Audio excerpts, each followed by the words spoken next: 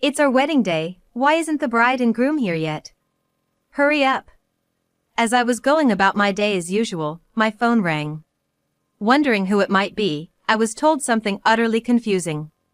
Wait, what? I got married 3 years ago. I already have kids, so I had no idea why they were saying I was the bride. Huh? From the other end, there was a momentary silence, possibly as taken aback by my response as I was by their statement. We both seemed puzzled. Just when I thought it might be a wrong number, the caller said something completely unexpected. My name is Katherine Johnson, 32 years old. I'm a middle school teacher and I have 2 children, a 2-year-old and a newborn. Currently, I'm on a 6-month parental leave, dedicating my time to taking care of my kids. I'm really grateful to my workplace for being so understanding and accommodating about taking leaves. Though I've gotten a bit used to parenting since this is my 2nd child, it's still a challenge and I often find myself sleep deprived. It's wonderful that my children are lively and energetic, but they can be quite noisy and tend to cry a lot, which means I don't get deep sleep. Trying to ensure that my working husband doesn't get sleep deprived always ends up wearing me out. My husband works as a doctor, and the last thing I want is for him to make decisions with a foggy mind due to lack of sleep. So, whenever our child cries at night, I comfort them in a separate room from where my husband sleeps. My husband might be often busy and not at home, but whenever he's around, he's very involved in childcare. This makes everything feel less overwhelming. On his days off, my husband watches the kids, allowing me to get some much-needed rest. I often find myself thinking how lucky I am to have married such a wonderful person. Our days are hectic, but together, we've managed to build a happy life, supporting and helping each other. Then one day, after I'd managed to get my energetic kids to take a nap and was enjoying a brief moment of relaxation, the phone rang again. Checking the caller ID, I saw the name of a college classmate, which made me feel a bit weary. This classmate's name is Bob Miller. For some reasons, I've always been somewhat uncomfortable around him. Back then, we were both in the same department, aiming to become middle school teachers. We had interacted a few times, and he seemed spirited and motivated at that time. He came across as the life of the party. Since our conversations were mostly about class assignments, I didn't know him that well, and I had no reservations about him. My perception of him changed during our shared internship.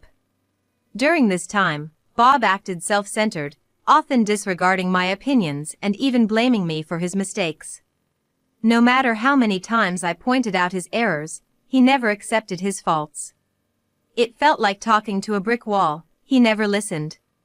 He believed he was acting with good intentions, never realizing the inconvenience he caused to others around him. So, even when I corrected him, he remained stubborn, forcing me to clean up after his messes. Thankfully, both our internship supervisor and university professors were understanding and stood by me, allowing me to complete the internship successfully. I grew to strongly dislike Bob after this experience and sighed with relief when our internship ended, thinking I wouldn't have to interact with him anymore. But that relief was short-lived.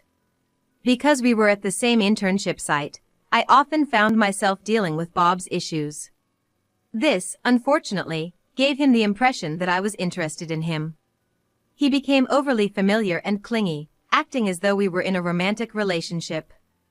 I tried clarifying the misunderstanding, but he brushed it off, suggesting that I was just shy. "You're always so kind to me. You like me, don't you?" The only reason I communicated with him was due to our shared internship. Despite my clarifications, his puzzling confidence made him persistently clingy, which really wore me down. No matter how often I told him, his overfamiliarity and closeness always made me uncomfortable. Luckily, graduation was on the horizon, and with the support of my friends, my time dealing with him was relatively brief. My friends played a crucial role in creating distance between Bob and me. After that, due to working at different places, our interactions were limited to distant glimpses during extracurricular activities and school events. Though we hadn't spoken in a decade, I hoped Bob might have matured and reflected on his past actions. However, even the mere thought of interacting with him, especially when tired, was draining. Remembering Bob only brings back negative memories, often filled with miscommunications and having to explain the same thing multiple times. So, I had been avoiding him. But the persistent ringing of the phone disrupted my peace. Thinking it might wake up the kids, I reluctantly answered. Wondering what he could want, Bob's initial words rendered me speechless. "Hello?" After complaining about my delayed response, he said. "It's your wedding day. Why aren't you here? Get here quickly." Wait, what? I got married 3 years ago. His words filled my mind with confusion. I hadn't communicated with him in 10 years, so such a message was utterly unexpected. Baffled, I inquired if he had the right person. Huh? When I informed Bob that I was already married, he seemed confused for some reason. I assumed he would soon realize his mistake and hang up, but instead, he made another bizarre statement.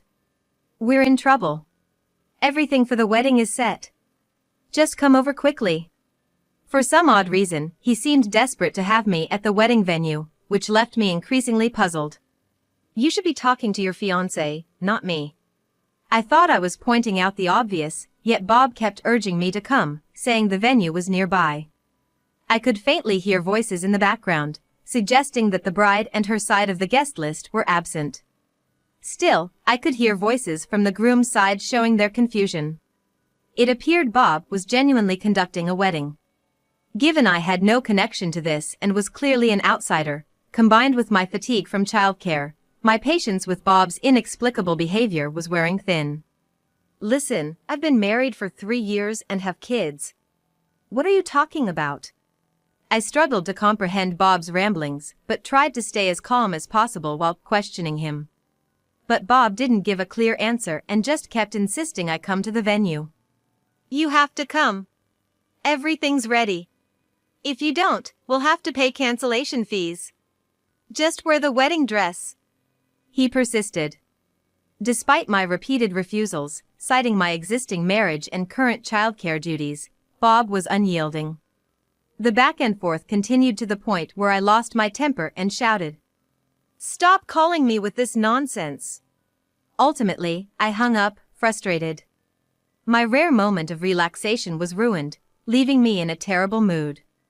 But why on earth was he so insistent on having me at the wedding? The unknown reason left me feeling uneasy. That night, I discussed the matter with my husband upon his return from work. "That's pretty creepy. Given how he doesn't seem to understand things, we should be cautious," he advised, even suggesting we consult the police. The situation reminded him of stalking cases, and he seemed genuinely concerned. "I don't think we need to go that far," I reassured him. After hanging up the call from Bob, I began to calm down, thinking that it was just a one-time thing. However, with my husband expressing his concerns, I started to wonder if Bob had any sense of common decency. But considering he was a working adult, I felt that perhaps I was worrying too much. Yet, in the following days, persistent calls from Bob confirmed my anxieties, and I realized that my husband's words were not exaggerated. As a result, I decided to be cautious, not venturing out alone, and resolved to contact the police if needed. Ignoring his persistent calls, a few days later, my home intercom buzzed. Curiously, I grabbed my phone to be ready to call for help if needed, and to my shock, there stood Bob. He shouldn't have known my new address since our student days, so seeing him in front of my home sent chills down my spine. Relieved I hadn't opened the door, I inquired about his visit via the intercom. While I'd rather not have responded, he kept ringing the bell, causing my kids to become concerned. "Hey! Since you wouldn't answer my calls, I thought I'd come over and talk directly," Bob said cheerfully, his smile unnerving me. I asked how he knew my address. And he mentioned having asked around our college acquaintances. "It wasn't easy, you know. No one wanted to tell me," he admitted. While feeling angry at whoever revealed my address, I continued to deal with him through the intercom. "It's inconvenient talking like this, let me in," he insisted. Despite his nagging, I refused entry and urged him to get to the point. When he finally started explaining, it was headache-inducing.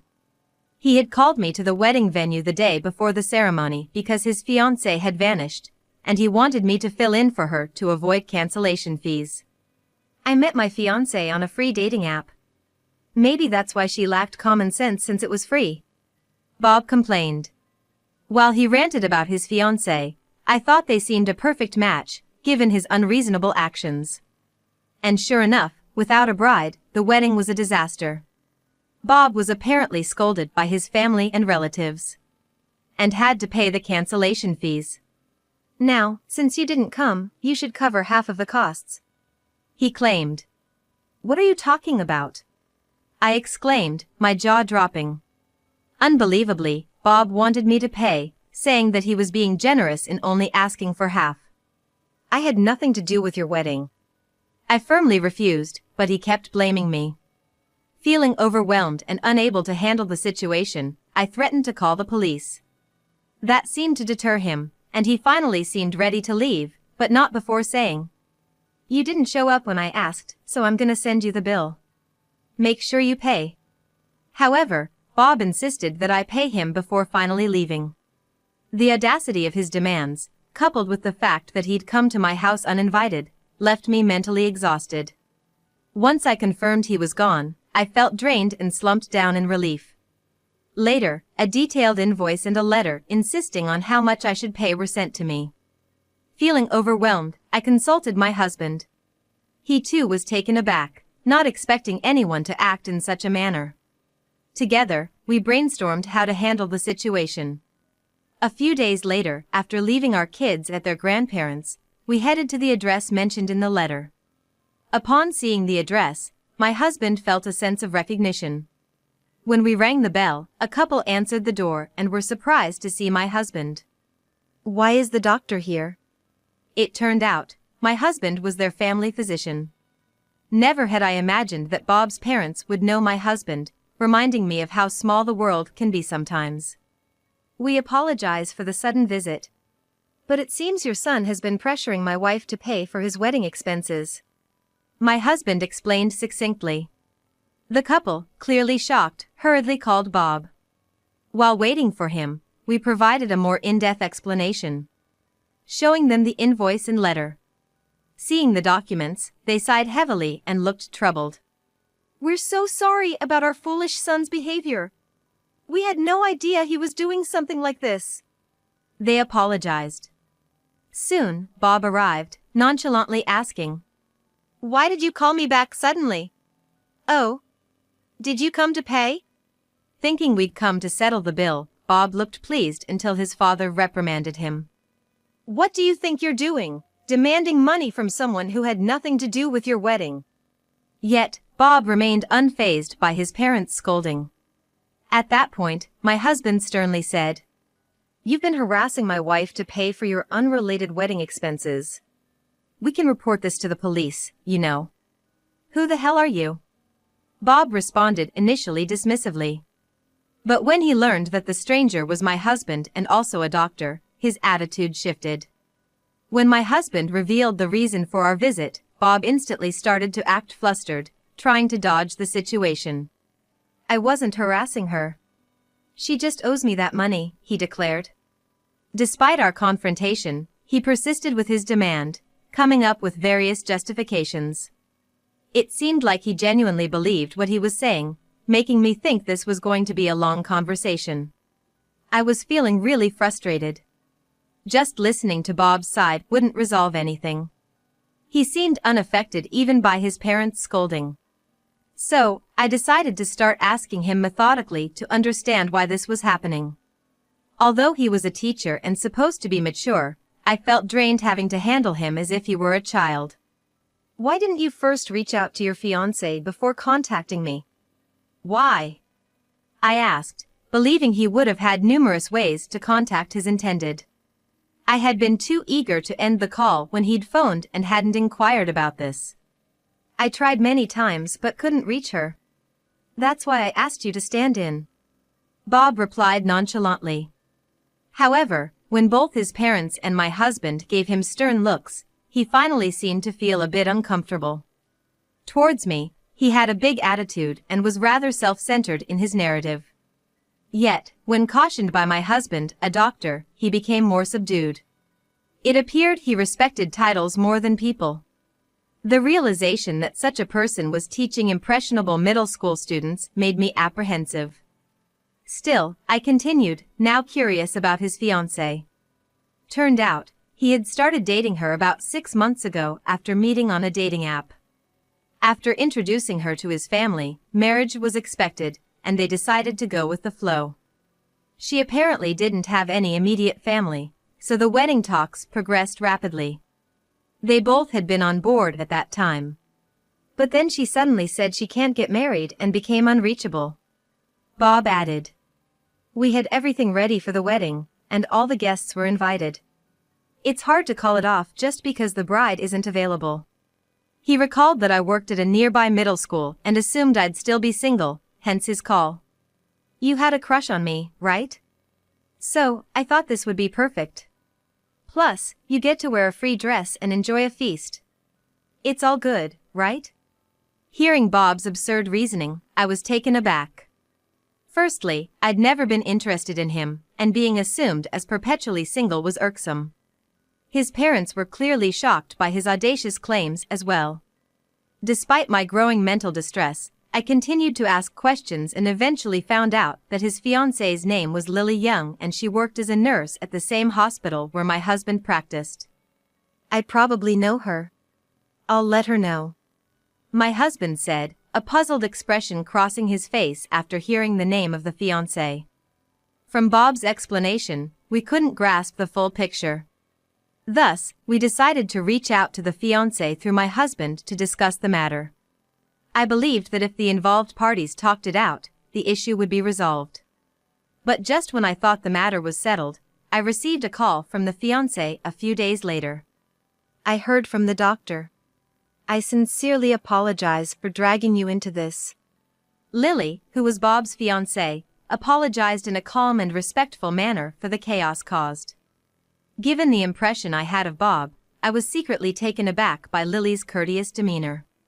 I felt that perhaps my husband's odd reaction when mentioning he knew Lily was because he was aware that she wouldn't behave so irrationally. Lily expressed her wish to discuss the matter in person. I've heard his side, but it's still confusing. I'm sorry, but can we meet to clear things up? Feeling curious about how things escalated to this point, I agreed. We met at Bob's family home, where his parents, Lily, and I gathered to hear the whole story. We were informed that the wedding had actually been called off 2 months prior. Contrary to Bob's claim that it was only the day before, which shocked us. Moreover, after canceling the wedding, they had already paid the necessary fees. After wrapping up these matters, Lily had parted ways with Bob. However, out of the blue, he called her, insisting she attend the wedding ceremony the next day.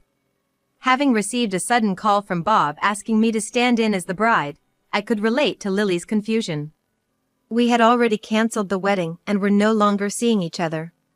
When I asked why he was still going through with the ceremony, he just said something like, because it's all set up, which sounded like he was just joking around. I immediately hung up and blocked his number. It became evident that Bob's version of events was far from the truth, leaving everyone dumbfounded. We always thought you two were getting along just fine. Why didn't you tell us when you decided to call off the wedding? His father, still in disbelief, questioned the lack of communication and courtesy. Under normal circumstances, an apology or explanation would be expected. I was planning to come over and explain, but Bob insisted he would handle it. Lily responded. She was aware of how thrilled Bob's relatives had been about the wedding. However, after the breakup, she intended to formally address the matter, but Bob stopped her. You don't need to come over. It'll just upset my parents more. I'll handle it, Bob had told her. That's really lacking in manners, don't you think? She always believed that a final greeting was just common courtesy, but Bob strongly objected to it. Knowing how happy Bob's parents were when the engagement was announced, she just let it be. I should have at least secretly informed you. I'm so sorry. and she apologized for the whole mess. From all this, it became clear that Lily wasn't at fault.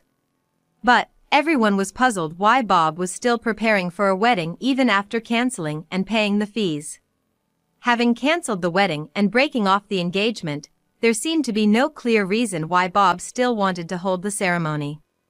Then, with a straight face, Bob said, "I already told people I was gonna get married. Backing out now would be so embarrassing. That's why I reversed the cancellation." Bob's reasoning was that it was too embarrassing to call off a wedding after announcing it, and he didn't want to pay the cancellation fees, hence, he continued with the wedding preparations. "I thought asking someone to step in as a bride on your wedding day would be more embarrassing." I seriously began to wonder how Bob's mind works. The planner was happy when I said I wasn't gonna cancel the wedding, so I figured it's best to go on with it. He thought he could just have a regular wedding ceremony without actually getting legally married and, despite being separated, he contacted Lily to attend the ceremony. "We have a fancy dress and a feast prepared. Why wouldn't you come?" Everyone was taken aback by Bob's nonchalance. Holding what's supposed to be the most important ceremony of one's life just for show, and not telling even your close family and friends about it? Everyone was furious and demanded Bob to bear all the costs. After all the chaos caused by Bob's recklessness, this seemed only fair. But Bob started whining, claiming he didn't have that kind of money. Yet, where did the money Tom had paid for the wedding cancellation go? If the cancellation was reversed, that money should have been returned, so he should be able to pay for it. While I was pondering this, Lily suddenly grabbed Bob's wrist. "You bought another one, didn't you?" On Bob's wrist was an expensive-looking watch. "The reason I called off our wedding is because of your outrageous spending, Bob. Spending $5,000 on a coat or $4,000 on shoes. I can't be with someone who doesn't listen and spends money recklessly. But it was the last piece and on sale. I had to buy it. I don't have any debts, so what's the big deal?" Turns out, Bob used the cancellation money to splurge on luxury brands. He buys impulsively when he wants something. Certainly, with such behavior, their marital life would have been a tough one. Although he isn't in debt now, it seemed likely he would end up borrowing money just to satisfy his shopping urges. The teacher's salary isn't that high to afford such luxuries. Ordinarily, he'd be bankrupt by now. I wondered where he was getting all this money from. The person who was most infuriated by all of this was Bob's mother. "You don't save, and you don't contribute a cent to the household.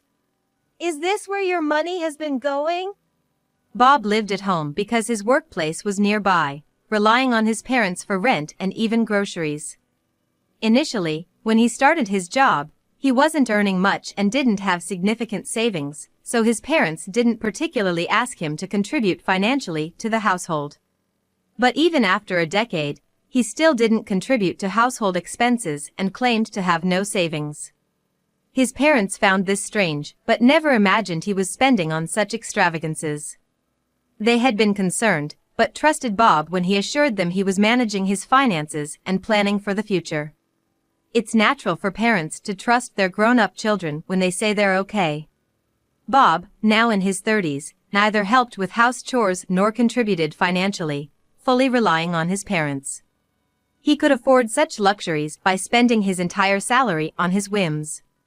But with this wedding fiasco and learning about Bob's spending habits, his parents decided they won't pamper him anymore.